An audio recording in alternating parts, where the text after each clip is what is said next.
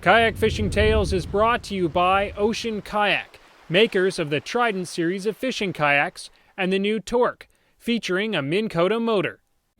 I'm not sure if I'm in love, but just afraid to leave. Blood red lips, barbed wire eyes. Like a python every time man. she smiles. A little gunslinger, she's my only one. Finally got my better yellowtail. Still not the giant one we're looking for, but it's my biggest one on the trip so far, so woo, I'm happy. And there he goes. Woo! Finally! After hours of mind-blowing fishing action, Jay and Jim have both lost more than 60 pounds of fish to hungry sharks. Where's the sharks got it? While hauling in the remains of his final fish, the shark comes back for seconds. Fuck, that was a big... Whoa, whoa, whoa! Holy crap!